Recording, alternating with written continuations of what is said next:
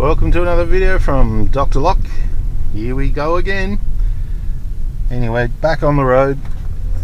I got Ray Hadley on the radio to increase the blood pressure and get that rage going for the morning, a bit like a cup of coffee. And we are on our way to look at a laundry door. For some reason the laundry door has no keys and they need keys ASAP. So we're not sure what type of locks or what's on the door, but we need to make keys, and that should be fine. It's a vacant place, so that's good. I can take you guys in there and we can all have a sticky beat together. Okay, let's get going. Okay, so the instructions were make keys for laundry. Option number 1, option number 2, option number 3. So we have to work this one out. So locked, unlocked, that's a toilet, so that's not the one. This one has a dead latch on it, but I can cheat and say, okay, that's a kitchen, so that's a no, that's a no. Door number 1. So this is one of those ones I could just use the lishy, but I'm probably just going to pop the knob off and make a key that way. Laundry. Aha, hallelujah, it's laundry. Now what we need to do is remove this knob. You can always tell a locksmith set of keys because they have one of these. If you find a set of keys and it's got one of these on, it's most likely a locksmith set of keys. So I'm just looking for that retainer. Is that it? Nope. That's it there. It's a bit of a cheap lock. It's a bit of a struggle.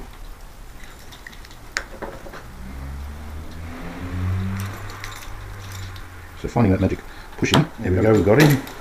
And pull. Okay, there we have it. Let's make a key. Okay, so here is our lock. It's still picked. And this looks like a job for Captain Lishy. I could pull it apart, but I find it more interesting using my lishy tool to see what it can do, what it can't do. Sometimes good, sometimes not so good. So will this one go in? Will it go into the lock?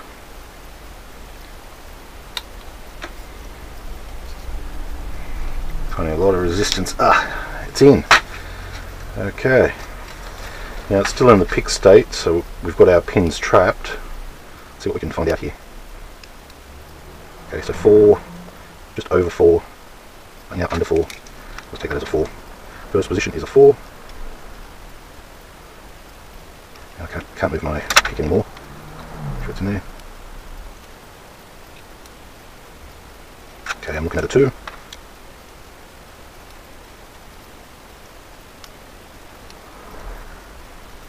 Does not want to move too good. Okay, there's 5, there's 7, so it's got to be a 6. Another 6. There's 6 again. 426. Is that the magic code for this lock?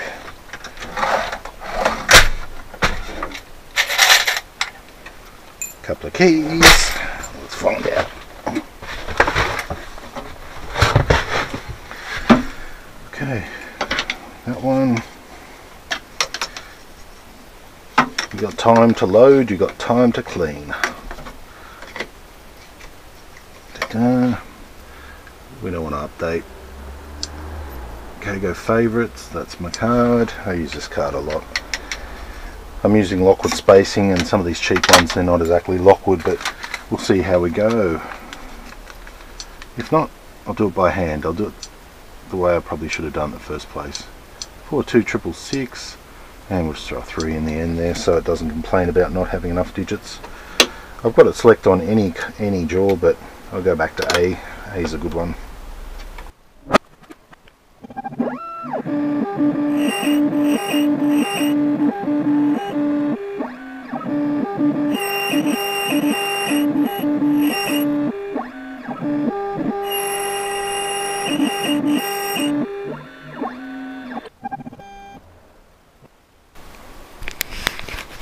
Alrighty, so there's that. What's that? Something fell. There's our key. Let's give it a little clean, wire brush. Okay. Pick up, tool out. Okay, let's see if Captain Lishy has done as well. What's the first cut we found? A 4. That looks bigger than a 4. I don't think we're going to get this one. Let's check. Nah. Okay. Alright. Captain Lishy is not in his game this morning. Let's go the old manual way. So trying to do it the fancy way has cost me time, but it's okay. It was very hard to get it in. It looks like I got a false read somewhere. Let's find out exactly what went wrong.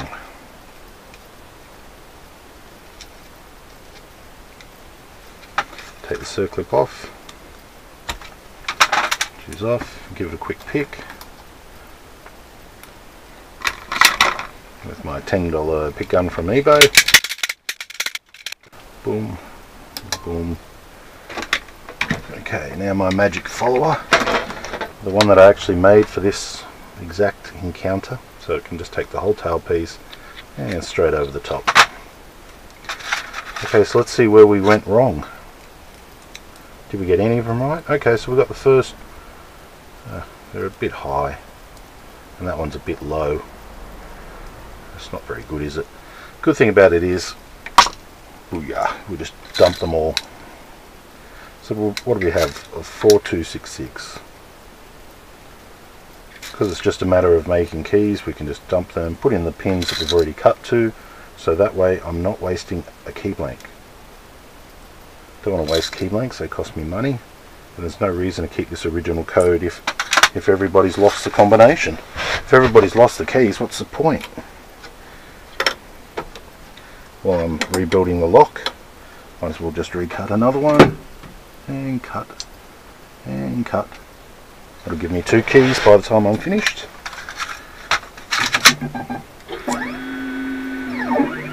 That looks good to me. Little quickie. So last pin.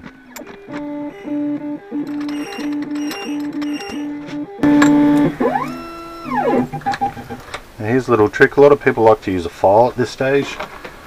I have this tool, which I like. It's a little linisher.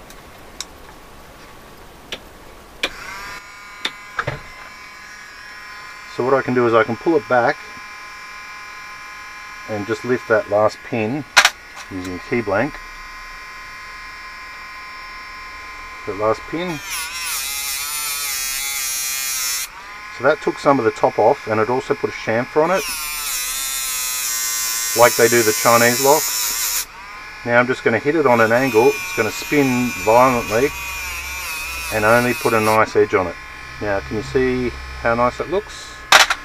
Let me have a look with this one. And that looks a lot better. It's got a nice edge on it now. Just going to take the plug down a little bit because there's so much play in this compared to the key that there's a lot of movement, and I want this to feel nice every time they move it. It's only a cheap lock. So instead of filing, I use this little linisher tool because it allows me to get those little push chamfer on the actual pin. Now first one's just a little low, so I'm just going to give it a little knurl, not a big knurl, just a little knurl. That's the way all good locks made from China, that's what they do to get them to work. So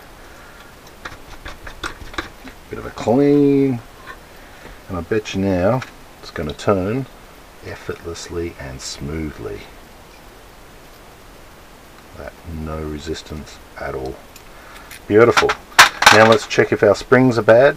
Now if I was jamming the wrong key in here, we can actually crush our springs, because this has a we have our bottom pins inside this plug, then we have our driver pins, then we have springs underneath that pushing them up. So if you've had the wrong key jammed in there or the knob set mounted upside down for many years, those springs can actually get crushed. So to check that, we're going to put the key in upside down, with the cylinder upside down, to see that the springs have enough pressure to push up. And they do, because they're operating the combination. So that's good. Now we just pop our circlip back on, put it back in its housing. Now some of these knobs do go, some of the cylinders do go floating around the knob set, and one of the viewers actually said, "Why don't you just put a key blank in it?" And that's a good idea. So I like that, and I'm going to do that. Let's go put it back on. Okay, here we are back again at the door. So the good thing about this knob set is it can go this way or this way. So if you've got your key and it's going in the wrong way and the key's upside down, you can take the knob off, spin it round. Now for this one we don't need any tools to put it back together. Slide it straight on, check that it's into the retainer, push it all the way. Now holding the door, pull the knob as hard as you can. If it doesn't come off, it means the retainer has gone back in. Give it a shake, and give it a test. Handle locked, locked. Give it a test on the door. Handle locked, handle unlocked.